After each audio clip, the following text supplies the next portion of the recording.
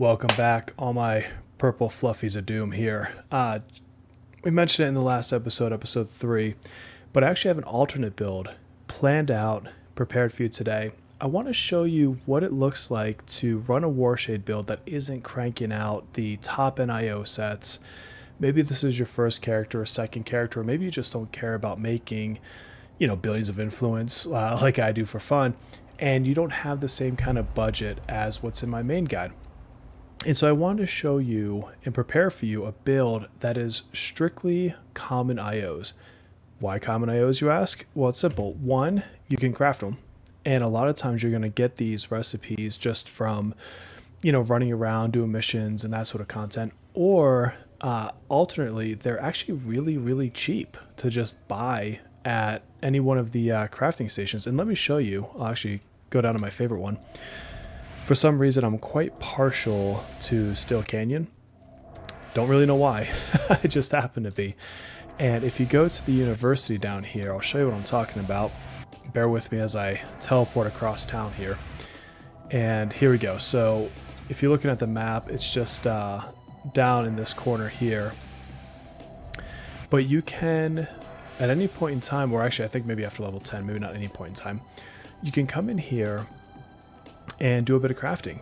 And so you'll see these little workbenches, and you can even take this mission here and then end up with a free common IO at the end of it. But in here, you can go to workbench and pick whatever type you want. Maybe it's damage, maybe it's accuracy, whatever. And you'll see, for example, level 15 damage IO is 3,500.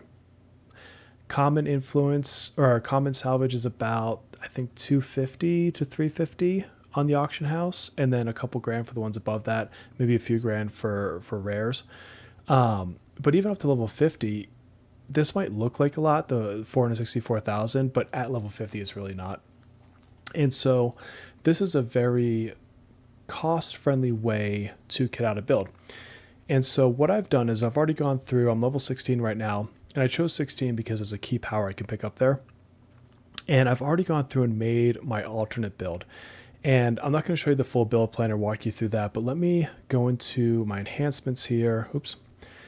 And let me walk you through what I've picked. So similar to my main guide, if you were watching that, at level 1 it's Ebony. Reason being is I can use it in Nova. And in Nova form, Ebony is a little bit stronger. You get the Nova benefits. And let me see if I can switch my face off of here for a second. There we go. And let's see, also at level 1, I'm going to pick up from my secondary gravity shield, mostly because it doesn't matter. When you go to human form and in the early levels, when you are only human form at level 4, gravity shield gives you a little bit of resistances, not much, right? Level 2, same thing, absorption. I'm picking it because there's not really a better pick, is really what it comes down to. 4, we go right into Dark Nova. Dark Nova, obviously on a Triform build, is super, super important. So that's going to be our bread and butter power for quite some time, until level 20, really. From there, I go into Hasten. Now, Hasten is interesting. So Recharge is like the king of powers or of enhancements for a Warshade. You want certain powers up more frequently. That's really the crux of it, right? Particularly Eclipse. You're not going to have set IO bonuses on a budget build. Obviously, they just don't exist. It's not what you're using, right? And so Hasten is vital to getting as many powers up as frequently as possible. So we're going to pick that at level 6 at the earliest that we can pick it, after picking Dark Nova. After Hasten, we're going to go with Starless Step. Starless Step, again, I just want in this build for fun, and you're going to find with your Warshade, some of this is just personal preference. There's some powers I might pick that you might not pick. I'm coming to like Starless Step. It's fun. You get to kind of port around the battle a little bit, and you get that 2-hit bonus when you use it, which is, after Starless Step. So that was at level 8. Level 10, Sunless Mire comes up. We're going to pick that. This is going to buff your 2-hit. It's going to buff your damage. Obviously, we want that up as often as possible. After Orbiting Death, at level 14, it's Shadow Step. Or sorry, not Shadow Step. That's that's actually part of your build normally. It's Shadow Cloak. There it is. Why do I pick this? Well, first of all, I'm not going to be dipping into power pools as much here. I go into power pools for the main build because I can put in things like single slot IOs, things like Luck of the Gambler with Global Recharge. We're making an assumption here that you don't have that budget, right? That you're not using that budget for those sort of things. As a result, I'm not going to pick things that I can one slot wonder, right? Shadow Cloak still gives me the option to go into stealth. Stealth can be key in positioning myself within missions. So maybe I see a particular bad guy I want to get to quickly, or maybe I just want to kind of go through and get to a clicky, whatever. Shadow Cloak can help me do that. If I pair that with speed later, I can get full invisibility, right? So it still has good synergy with my build. It gives me things to do that otherwise, what would I pick at this point? I don't really know, but this is a decent power to pick at this moment. And then at level 16, our final pick is going to be Gravity Well. Now, a big difference you're going to see between the main guide with, full IO sets and this guide with budgets is in my IO set when I'm leveling Gravity Well, I'm slotting with Basilisk Gaze, which gives me Global Recharge. It's a hold set. Here, I'm actually going to slot it for damage, and I'm going to use it in my damage rotation. That's a big difference here. So whereas my powers aren't up as frequently and I'm not blasting as consecutively and maybe my attack chain isn't as fluid, this extra damage is vital. Not only is it vital, it's really good. As far as Warshades go, Gravity Well is a great single target power. Right, now let's talk about slotting to get to this point. Off the bat for Ebony, we're going to be running with 2 slots right off at level 3 just so we don't waste the slots, and those are both going to be damage. You're going to notice all of my attack powers are starting with accuracy. Because they don't come up as frequently, I need them to hit, right? So I am going to actually put accuracy in, even though Dark Nova gives me an inherent 2-hit buff, right? For Ebony, the rest are filled out with damage. And then you'll notice the pattern, and this is what I want you to see here. With the exception of Nova Blast, I'm going damage, recharge, damage, okay? Reason being is Sunless Mire. Sunless Mire is going to give me inherently more damage, more to hit, right? And so I'm relying on that extra damage to fill in that kind of second damage slot that I would normally do at this point. That way I can focus on getting my powers up more frequently. Emanation, Detonation, they're AoE. One's a cone, one's a point blank AoE, I think it's called. Or no, a target AoE. And I want them to be up as often as I can to clear out packs, right? Sunless Mire, what you're going to see different here, obviously I'm not Franken-slotting it like I am with the other build, is 2 recharges. Again, I want this up as quickly as possible because every time that I use it, I'm getting more damage. And then Hasten, a big difference here is my 3rd slot. In the other build, I use 2 because I'm getting so much global recharge. But on my IO only build, I'm going to go with 3, right? I want that at recharging as quickly as possible. This is the best bang for my buck as far as getting things up as often as I'm able to. Oh, sorry, I actually missed the power in here. Orbiting Death, I pick up at 12. Again, not a lot to pick up here as far as needing to slot, 1-slot wonders, but I'm only going to toss a endurance reduction in this one. So that way when I shift into human, I get a couple ticks of damage. It's not completely draining my endurance, and then I move on. I probably go back into Nova, right? So it's just a little bit of tick damage as I'm going through. As far as leveling in slots, the big ones to know are Hasten. You want to take those at 7. As soon as you open up Hasten, you want to slot right into it right away. Sunless Mire, I started slotting this one at 11 and 13. So remember, I get the power itself at 10, so I'm getting pretty quickly into recharges. And everything else is really going towards my blasts in between, focusing quite a bit on my AoE ones. So again, you can kind of switch that around to your preference, but if you're looking at the screen here, this is really what I'm focusing on for my powers at the moment with these IO slots. So why don't we go ahead and pick up a mission or two? I'll show you what this looks like. All right, here we go. So as we go through this mission, first thing I want to point out is I don't have Hasten on auto. Okay, now in the other build, you know that I put that on auto and just said, just get used to it. Because my recharge doesn't have that oomph from the global recharge, I want to control when this is going off. I want to make sure that it's up in key circumstances as I enter packs and not wasting half of it running through this cave as I tend to get into. All right, so let's jump in here. We're going to, actually I'm going to put on my cloak in case I come around a corner right into somebody, which can happen.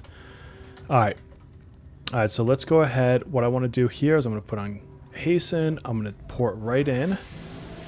I'm going to pull my Sunless Mire. I'm going to get right into blasting, same as I would have with my other build. Something else to point out is I did not bump the difficulty down. I absolutely kept it the same. So if you were to compare this to a mission I would have just ran on the other episode, right at the end there, same levels. I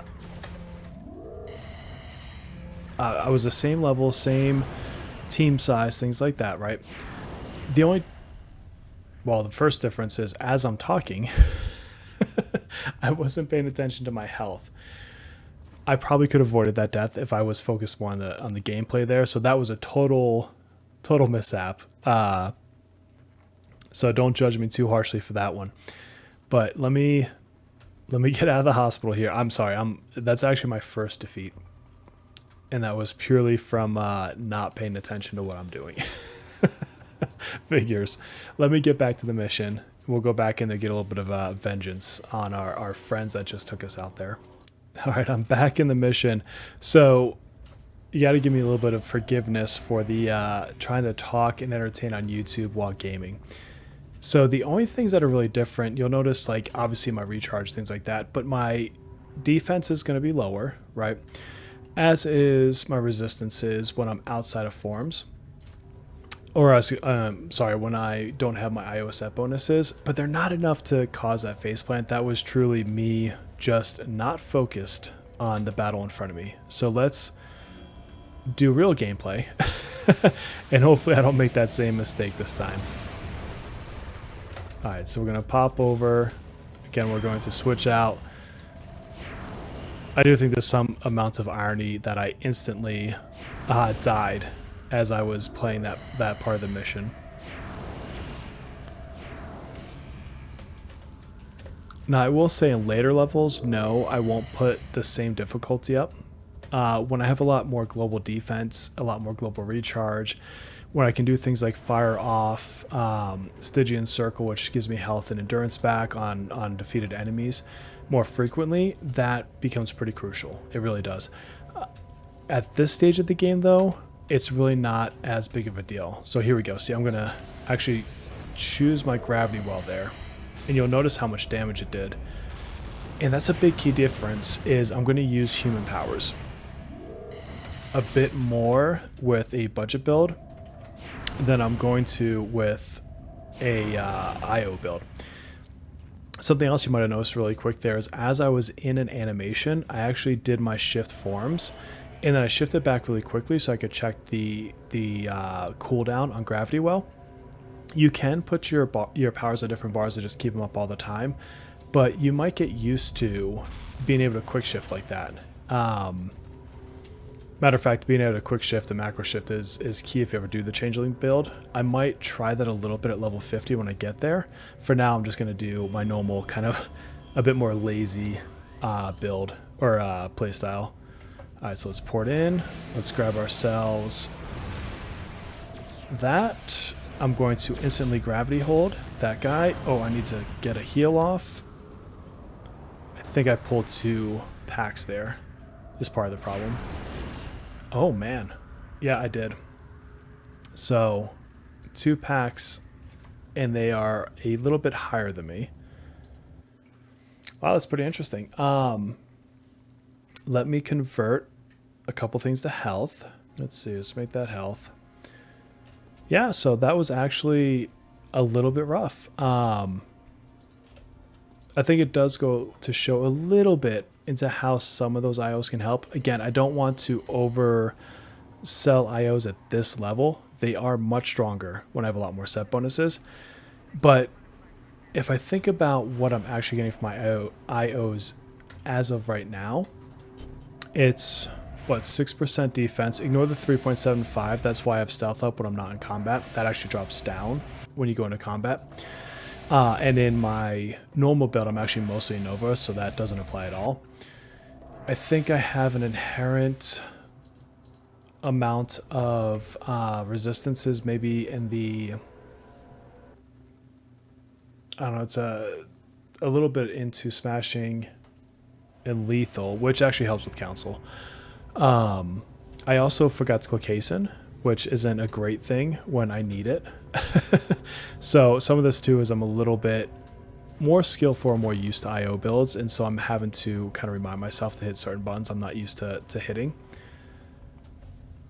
If I was leveling with this build, I will say I'd be a little bit more efficient.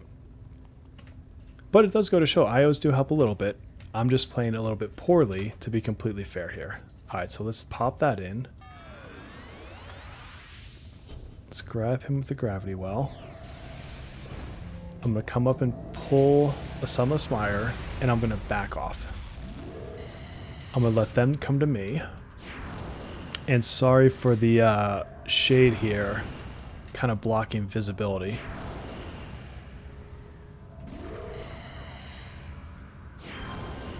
I'm going to be a little bit more proactive with my health inspiration there.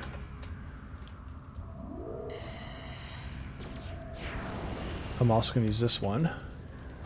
I'm going to pull in that gravity well. And you'll see the dot ticking up here. And that's, like I said, it's a really good damage power. Don't underestimate that as being labeled as a hold. It actually does a ton of damage. And later on, in my other build, you actually see me slot like procs in there and stuff like that. Alright, so let's grab this guy. We got 6 seconds until Mire. But I can take him out in the meantime. And now, grab these guys. I'm going to grab a little backup here. And there we go. So this is a little bit more indicative of semi-decent play. Not making really stupid mistakes, except for now just targeting the wrong person. Let's go ahead and pop that resistance. Okay, so this guy is a lieutenant, and I actually want to grab him on that hold. Let some of that dot tick down. The other thing you're going to notice too is my endurance is going down a bit faster.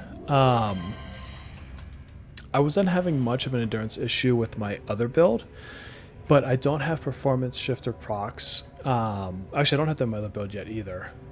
So that is interesting. I think it's I'm not killing things as fast, and so my endurance has to do more work, I guess is how I would say that. Later on, I'll have a performance shifter. Yeah, performance shifter endurance procs. That's a mouthful.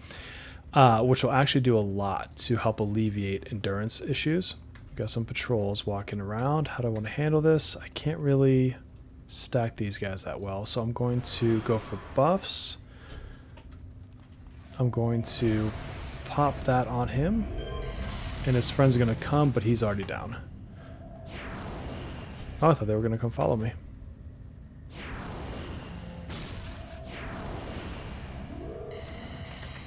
Alright. Oh, well, there's the clicky for the mission.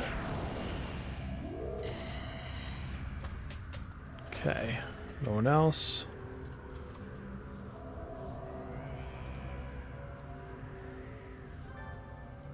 So again, the early parts where I died honestly was a skill issue.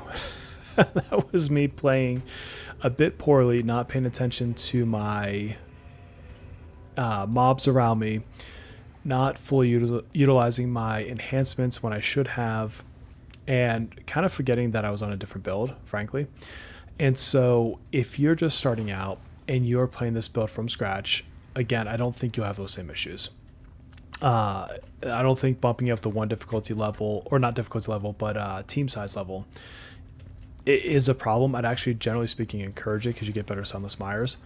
By the way, I'm also not using these powers down here. I would keep the Inner Inspiration because you can get that for free, but the other two would cost you, and so I'm choosing not to use those just to kind of even the playing field. Granted, this one here, what is it called?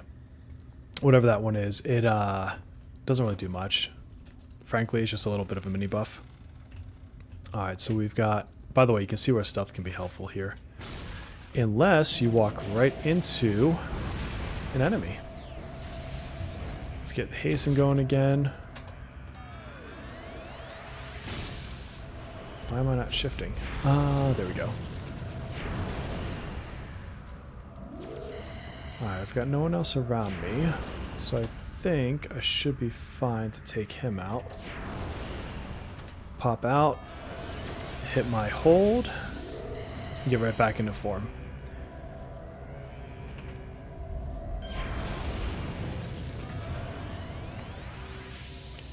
I swear I'm hitting my keybind there, but oh god. Okay, oops. There was a guy there.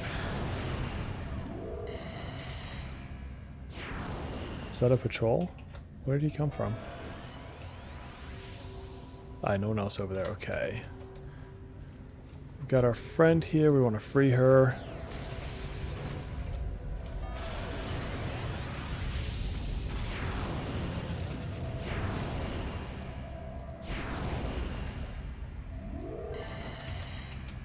Okay, so I've got the missing person. And now I just need probably a boss or something around here. Yeah, so lieutenant. Let's go ahead and pop that. Top off a little bit. And get that mire going. Take that health right away, if it'll let me.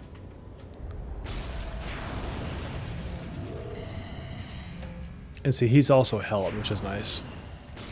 I don't know why, if you're noticing my power bar not changing, I'm hitting my change macro or keybind and it's not switching it right away. I don't know if that's a server thing, if it's a my computer thing.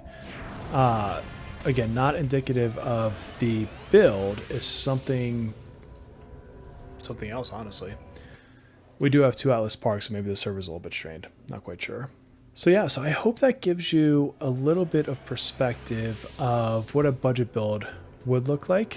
Again, my own personal gameplay issues aside there, I don't think that, particularly at this level, so I'm going to switch into Nova form so I can fly him out of endurance there. I don't think at this level it's a massive difference, right? I do think obviously you get some benefits, and I'm going to show you really quick. Let me get up here. And so I want you to take note of a couple things, okay? So here I am in regular, human form, not really doing anything. I have orbiting death, which I won't have on my other build. And I've got a 2-hit bonus of 78%, a damage bonus of 12% currently, and that 12%, mind you, is from that death from below. Normally I would not have that, okay? But if you look at everything else, I've got nothing else lined up here. If I turn on my shield, I get 25% smashing resistance. So take note of these numbers or take a screenshot or whatever, right?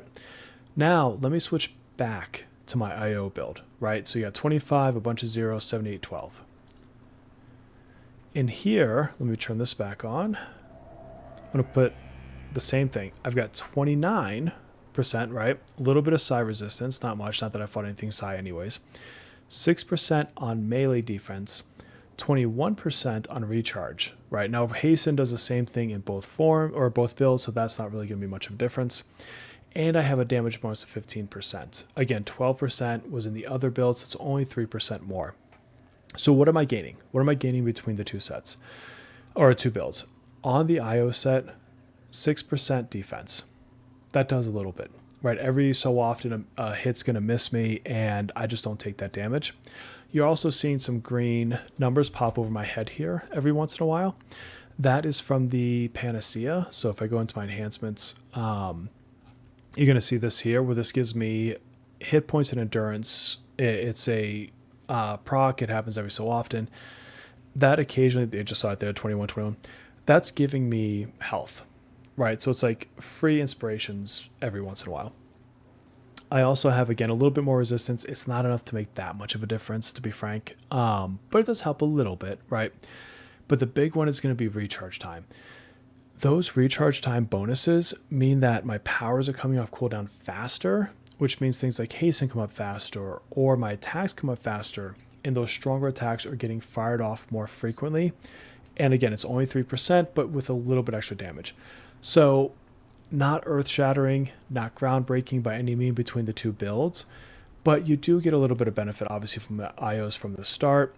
You did notice me have to pay more attention in that mission. I was in the same talking when I did my videos for my build 1, and I didn't die, right? A couple times I got a little bit low, but I bet those Panacea procs helped, or I bet just, killing things faster helped.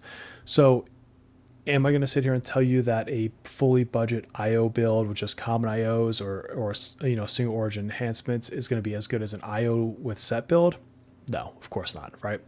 There's a reason that investing influence gets you better results. It's the whole min-maxing, perspective of the game. But do I think I would have significantly less fun without an IO build and just going common? Absolutely not. My first Warshades back on live before the shutdown were absolutely on single origin, builds long before I knew how to marketeer the game and things like that. So I still think you'll have great fun with Warshade, especially if you're playing the key bindings and playing that Triform build and everything else. So I encourage you to pick your poison, go either the full crazy IO build, go into the build 2, which is just, your budget build. And keep in mind, too, you have merits. You're going to get merits. You're going to get drops. I'm going to intentionally not use them for this alternate build, right?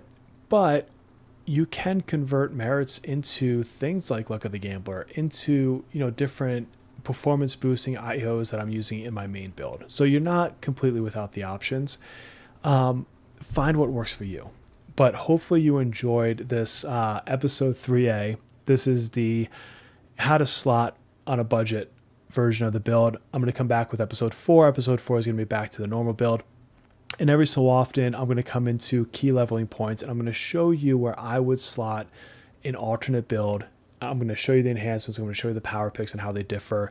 And we'll do something similar, and we'll just kind of compare and contrast and have a little bit of fun with it, okay? So stick with me. I hope you're enjoying this Warshade guide. Please like and subscribe. It helps get this out to more people, and I'll see you in the city.